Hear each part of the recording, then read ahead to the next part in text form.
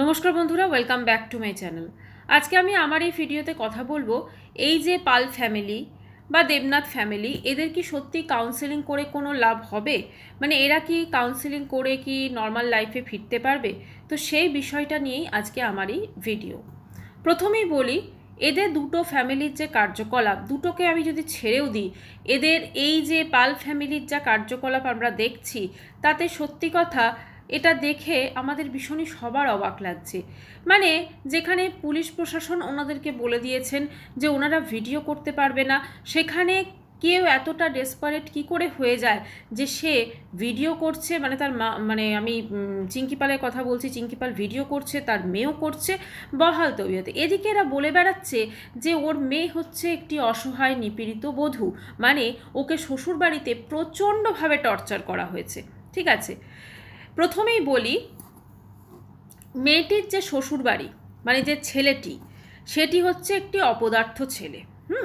বাবা মার বিগড়ে যাওয়া একটি অপদার্থ ছেলে, যার কম বয়সে হাতে একটি মোবাইল ধরিয়ে দেওয়া হয়েছে এবং তারপর সে মোবাইলে, মানে মোবাইলটাই তার জীবন হয়ে গেছে, পড়াশোনা সব উচ্ছন্নে গেছে।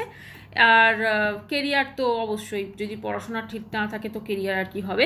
এবং তার মা তাকে চূড়ান্ত লেভেলে সাপোর্ট করে গেছে, বাবাও অবশ্যই গেছে, কারণ বাবার কোনো রকম যদি মেরুদণ্ড থাকে তাহলে কিন্তু এই জিনিসটা হবে না।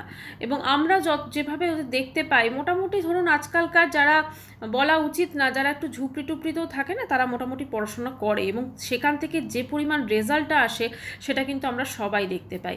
তো যাই হোক, এই হচ্ছে এই ছেলেটির সিচুয়েশন। মেয়েটিও হচ্ছে মানে যথেষ্ট বেশ প্যাম্পার হয়ে মানুষ হয়েছে, ভালো মন্দ খেয়ে মানুষ হয়েছে। তার জীবনযাত্রাটা অত্যন্ত, মানে কি বলবো, জঘন্য এবং বিশৃঙ্খল একটা জীবনযাত্রা, যেখানে কোনো রকম শৃঙ্খলা নামক জিনিসটি মানে এক্সিস্টই করে না।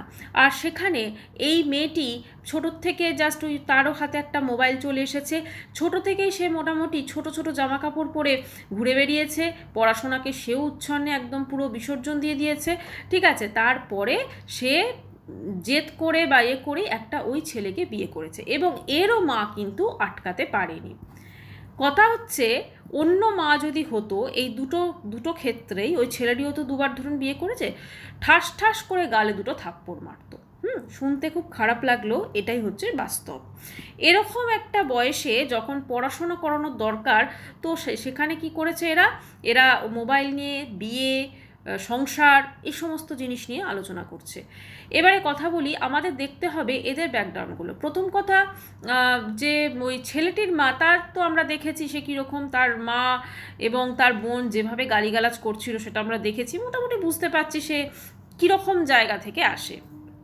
আচ্ছা, এবারে মেয়েটির মা যদি বলি, সেই মার আগে একবার বিয়ে হয়েছিল, তারপরে সে ডিভোর্স দিয়ে, তার হাজব্যান্ডকে ডিভোর্স দিয়ে নাকি মোটা টাকা একটা অ্যালিমনি পেয়েছে এবং তার এই মেয়েকে নিয়ে চলে এসেতে পেরেছে। এবারে আমাদের সবার ভীষণ অবাক লাগছে, ভীষণ অদ্ভুত লাগছে যে এখানে এই মা মেয়েকে, মানে মেয়ে এরকম চলে এলো, তারপরে মেয়েকে মানে জাস্ট এরকম করছে, সব কিছু দেখাচ্ছে, আবার ভিডিও দিচ্ছে। প্রথম কথা হচ্ছে, এরা প্রত্যেকেই, ঠিক আছে, ছেলেটির বাড়ি আমি যদি বাদও দিই, মেয়েটির বাড়িতে প্রত্যেকে, ইচ অ্যান্ড এভরিবাডি যারা আছে, এই তিনটে স্পেশালি ঝিমির মা এবং বাবা, তিনজনে হচ্ছে চরমতম স্বার্থপর মানুষ, তিনজনেই। কারণ এদের লাইফস্টাইলটাই এদেরকে স্বার্থপর করে তুলেছে। প্রথমে আমি আসবো ঝিমির মায়ের কথায়। সে যখন তার হাজব্যান্ডকে ডিভোর্স দিয়ে চলে এলো, সেটা অত্যন্ত তার পার্সোনাল বিষয়, কিন্তু আমি কিছু কথা তাকে বলতেই হবে আমাকে। সেটা হচ্ছে, সে তার আরেকটি সন্তানকে কিন্তু সেইখানে আছে। ঠিক আছে, মানে সন্তানটাকে সে কিন্তু ত্যাগ করতে পেরেছে। তাহলে যে মা একটা সন্তানকে ছেড়ে আসতে পারে, এসে দিন কাটিয়েছে, সমস্ত কিছু করেছে, সে আবার একটা নতুন বিয়েও করেছে এবং তার থেকে কম বয়সে একটা ছেলেকে, একটা জিনিস তো অবশ্যই পজিটিভ দিক, যে কেন ওই মানে ঝিমির যে বাবা আছেন, সেরকম একজন বাচ্চা আছে, সেই মহিলাকে কেন বিয়ে করলেন? তো যেটা মনে হচ্ছে, এই মানে ঝিমির মায়ের বাপের বাড়ির হয়তো প্রচুর সম্পত্তি আছে বা ছিল, তো সেই কারণে হয়তো এই জিনিসটা হয়েছিল। কি হয়েছিল সেটা আলোচ্য বিষয় নয়, কিন্তু এই জিনিসগুলো এই আলোচনার মধ্যে এসে যাবে।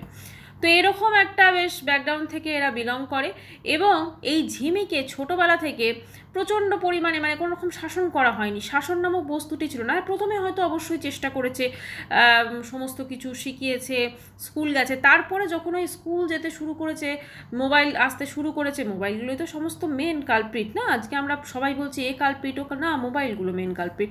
মোবাইল যদি না থাকতো তাহলে হয়তো এই জিনিসগুলো হতো না, যদি মোবাইল না থাকতো তাহলে আমরাও বোধহয় ভিডিও বানাতে পারতাম না। যাই হোক, তো সেক্ষেত্রে এই মেয়েটিও কিন্তু একদম অল্প বয়সে পেকে যাওয়া যাকে বলে সে হয়ে গেছে। এবং এর মা কী করেছে, মেয়ে যখন ধরুন এই সমস্ত পেকে টেকে গেছে, তো মেয়ে বাড়িতে ছেলে আসছে, সে ওপরের ঘরে ছেলেকে নিয়ে বলছে আমি শ্যুট করছি, ঠিক আছে, কি শ্যুট করছে ভগবান জানে, ছোটো ছোটো জামা কাপড় পরে সমস্ত কিছু, এবং মা সেগুলোকে সাপোর্ট করে গেছে, কন্টিনিউ মা সেগুলোকে সাপোর্ট করে গেছে। এবং এর মায়ের মধ্যে একটা গুন্ডা গুন্ডা ব্যাপার আমি কিন্তু দেখেছি চিঙ্কি পালের মধ্যে, কিছু মনে করবেন না এটা, কারণ এটা যেটা দেখেছি সেটা বলতে অসুবিধা নেই, ঠিক আছে। আর একটা জিনিস হচ্ছে ওনার প্রচুর অহংকার, প্রচুর ওরা অহংবোধ। এই অহংকারটা এসেছে কোথা থেকে? কারণ ওনার বাপের বাড়ির যথেষ্ট সম্পত্তি ছিল, ঠিক আছে, সেইটা দেখে কিন্তু ছেলে ওকে বিয়ে করেছে ওনাকে। এবার ওই যে ওই যে অহংবোধটা স্টার্ট হয়েছে, সেই অহংবোধটার জন্য কিন্তু আজকে উনি মেয়েকেও ঠিক এভাবে করে নিয়েছেন। এবার মেয়ে কি হলো, মেয়ে একদম পুরো মানে সারাদিন এসি চালিয়ে থাকে, ভালো মন্দ খাওয়া দাওয়া করেছে, কখনো ছোটো ছোটো জামা কাপড় পরে নেচেছে। এবার মেয়েকে উনি কী করেছেন, মেয়ের মন ভোলানোর জন্য, এখন তো কমেছে, আগে প্রতিদিন দেখবেন বাড়িতে ছেলের আনাগোনা, মেয়েরাও আসছে তার আনাগোনা, মানে অবাধ একদম যাতায়াত। এগুলোকে আরও বিগড়েছে মেয়েকে, মানে বাড়িতে কোনো রকম সিস্টেম নেই। বাড়িতে ধরুন আমাদের সব বাড়িতে আসে, ঠিক আছে, গেস্ট আসলো, বসলো, চা খেলো, চলে গেল, এদের তা না, এদের আবার এসে থাকতে শুরু করে দেয়, ঠিক আছে।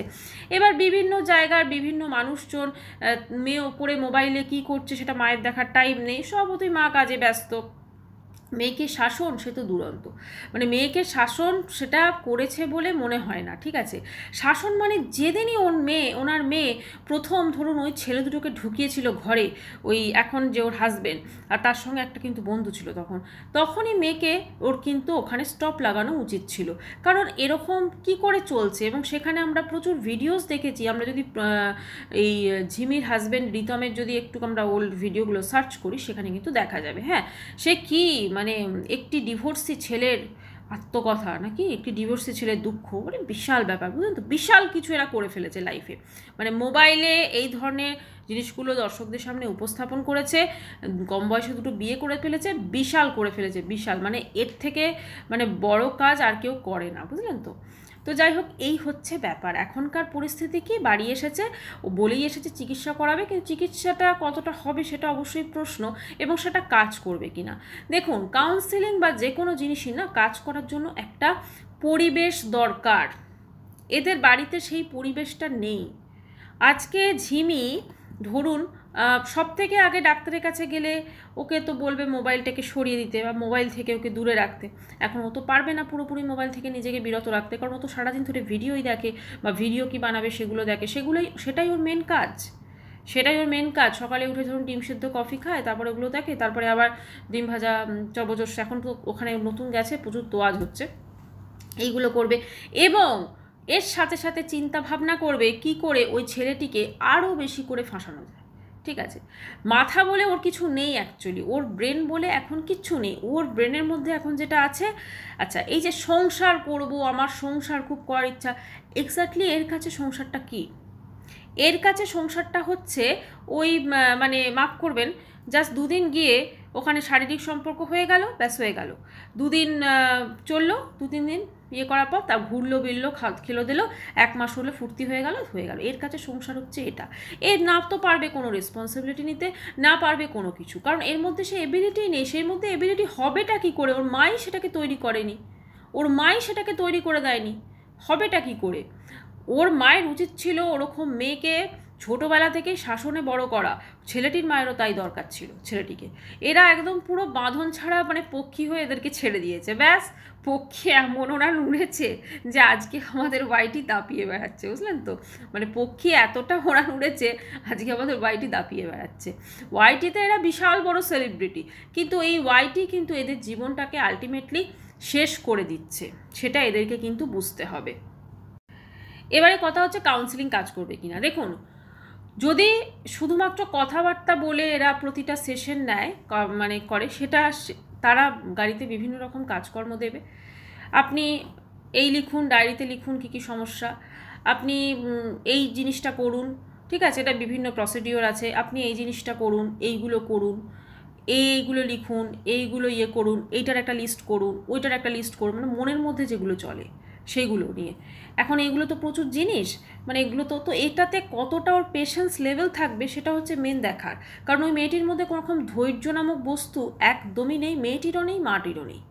মেয়ে মা দুজনের সমান, এবং এই মেয়েটির আজ এই পরিণতির জন্য এর মাই দায়ী, ঠিক আছে। যদি গোডাউন এরকম হয়, প্রোডাক্ট এরকমই বেরোবে। তো এই যেগুলো করতে হবে, এগুলোর জন্য একটা মানে কি বলবো, শান্ত শিষ্ট পরিবেশ দরকার। কিন্তু এদের বাড়িতে তো 24 ঘন্টা ওই মানে আলোচনা হয়, হয়তো কীভাবে জামাইকে ফাঁসাবে, কী করে এই করবে। আমি বলছি না যে জামাই নির্দোষ না, কিন্তু এই জিনিসগুলো তো আলোচনা হয়। তো সেই জন্য এবারে ধরুন এইগুলো একদিনের ব্যাপার নয়, এগুলো প্রসিডিওর আছে। কারুর 3-4 মাস লাগতে পারে, কারুর 5-6 মাস লাগতে পারে, কারুর হয়তো 1 বছর লাগতে পারে, কারুর 2 বছর লাগতে পারে। এবারে যখন এইগুলো ধরুন, ও যেরকম ঝিমি মাঝে মাঝে চিৎকার চেঁচামেচি করে, এমনকি ও মায়ের গায়ে পর্যন্ত হাত তোলে, বিভিন্ন রকম জিনিস করে। এখন এই যে ভায়োলেন্ট হয়ে যাচ্ছে জিনিসটা, ওর ব্রেনটাকে কুল করার জন্য কিন্তু 24 ঘন্টা এসি চালিয়ে বসে রাখলে হবে না। ওর ব্রেনটাকে ভেতর থেকে কুল করতে হবে। ওর সমস্যাটা কোথায়? এই যে আজকে বলছে ওর নেশা করে, নেশা ভান করে, তো নেশা ভানটাও কেন করছে? ওর কোথায় দুঃখ, কোথায় কষ্ট, বা নেশা ভানটা করে ও এক্স্যাক্টলি কী আনন্দ পাচ্ছে, যেটা ও নর্মাল আর কোনো কিছুর মধ্যে পাচ্ছে না। তো সেটাই ওনারা দেখবেন, কাউন্সেলিং যারা করবেন। ব্যাপারটা হচ্ছে এদের যা যা প্রসেস আছে, কারণ এই প্রসেসগুলো এদের পক্ষে ফলো করা আমার তো মনে হচ্ছে খুবই দুঃসাধ্য হবে। তো যাই হোক, আর একটা জিনিস বলবো, এই যে মেডিসিনটা দেখুন নার্ভটাকে মানে কি বলবো, কিছুক্ষণের জন্য হয়তো স্তিমিত করে দিতে পারে, বা হয়তো ঘুমের ওষুধ দিতে পারে। তো সেক্ষেত্রে তো আমি বলবো অনেক ক্ষতি হবে, কারণ হয়তো ঘুমের ওষুধ বা মেডিসিনে 3-4 দিন ভালো ঘুমোবে সে, ঠিক আছে, সব সময় একটা ঘুম পাবে, ঘুম ভাব। সে সময় অবভিয়াসলি ঘুমোতে যেহেতু ব্যস্ত থাকবে, বাড়িতে অশান্তি কম করবে, অন্যান্য জিনিস নিয়ে ভাবনা চিন্তা কম করবে, কিন্তু জাস্ট ওষুধের এফেক্ট যখন চলে যাবে আবার যেই কে সেই হয়ে যাবে। এই মেয়েকে খুবই মুশকিল একটা সুন্দর নতুন লাইফে ফিরিয়ে আনা। তার জন্য সবথেকে আগে ওর মাকেও চেঞ্জ হতে হবে। কিন্তু এর যা মা, এ তো টাকা পয়সাটা মেয়ের আগে, সন্তানের আগে হচ্ছে টাকা পয়সা।